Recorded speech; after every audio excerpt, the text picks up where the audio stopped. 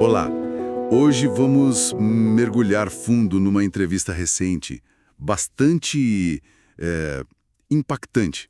Uma entrevista, né? Sim, a fonte é a transcrição de uma conversa com o Jeffrey Cecchini. Ele é o advogado de defesa do tenente-coronel Rodrigo Bezerra de Azevedo. Ah, sim.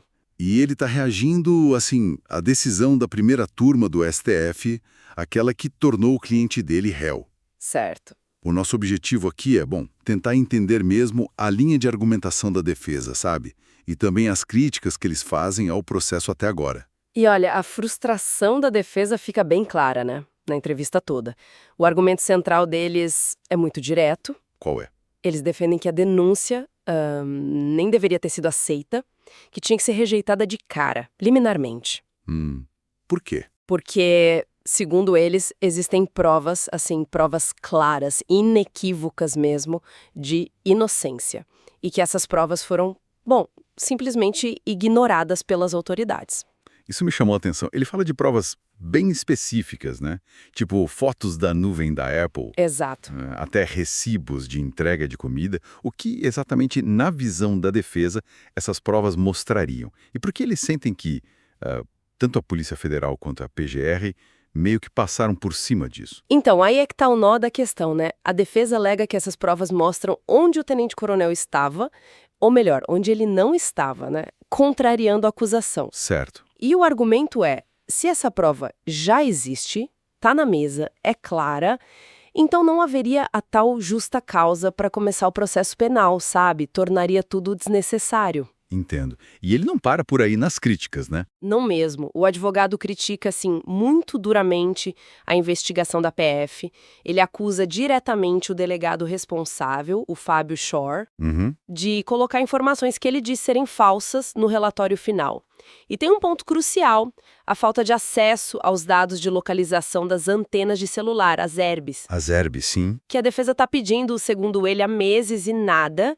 Ele chega a usar uma expressão forte que a PF faz afirmações como um papagaio, sem apresentar os documentos para comprovar. É uma acusação séria. E essa sensação de desconsideração, ela se estende ao STF também, pelo que eu entendi da entrevista? Parece que sim. A leitura que a defesa faz é que o STF, ao aceitar a denúncia, meio que tratou a coisa como uma formalidade, sabe? Sem analisar de verdade se existia essa justa causa, mesmo com as provas que eles já tinham apresentado. O advogado descreve um clima pesado no tribunal. Ele menciona isso, né? Sensação de vigilância. Exato. E usa até a expressão jogo de cartas marcadas. Transmite uma desconfiança muito grande no processo todo. Fala da dificuldade de advogar nesse cenário onde a defesa incomoda. Forte isso. E essa desconfiança toda, ela se conecta com outro ponto bem delicado que ele traz para a conversa. Que é? A delação premiada do Mauro Cid. Ah, a delação do Cid. Isso. Embora o cliente do Cecchini não tenha sido, diretamente setado pelo Cid, a defesa pediu a anulação dessa colaboração. O argumento deles é técnico. Dizem que ela não cumpre os requisitos legais, falta de provas para corroborar o que foi dito, dúvidas sobre se foi mesmo voluntária. Entendi. E qual o receio deles com essa delação? O receio que ele expressa é que essa delação acabe sendo usada como um substituto para a falta de outras provas mais concretas contra os acusados, sabe? Uma espécie de atalho. Talvez. E ele até menciona que o próprio ministro Fux levantou algumas questões sobre a validade dessa delação durante as sessões. Isso levanta um debate importante, né? Sem dúvida. Sobre o peso e como se valida uma delação premiada em casos complexos, assim. Mas olha, apesar de toda essa crítica pesada, né, da decisão desfavorável para o cliente dele, da desconfiança toda, Sim. o advogado parece que não vai desistir, né? Ele termina com uma nota diferente. Não, de jeito nenhum. Termina com uma nota de resiliência, é verdade. Ele expressa a crença de que a verdade vai aparecer. Quando? Na instrução. Exatamente. Na fase de instrução, quando as testemunhas forem ouvidas, olho no olho. Ele faz um contraste forte disso com os documentos, os relatórios no papel. Aquela frase, né? Papel aceita tudo. Essa mesma. Ele diz que papel aceita tudo, mas o olho no olho é diferente. Fica bem claro que ele aposta muito nessa fase do processo para tentar reverter a situação. Não vai jogar a toalha.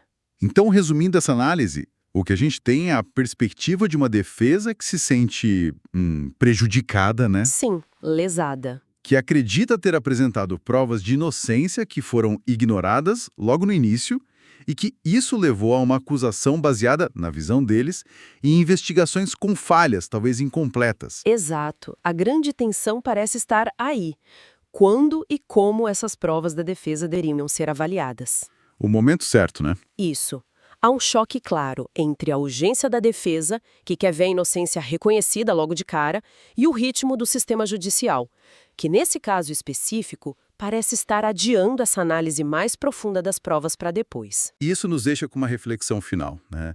Vinda diretamente das palavras do advogado sobre o papel aceitar tudo versus o olho no olho. Uhum. Nas fases iniciais de um processo criminal, de tanto impacto como este, qual deveria ser o equilíbrio ideal? O peso que a gente dá às evidências em papel, aos documentos, comparado com outros tipos de prova, como os testemunhos que ainda vão acontecer. É uma questão complexa, sem dúvida. Fica aí algo para a gente pensar. Até a nossa próxima análise.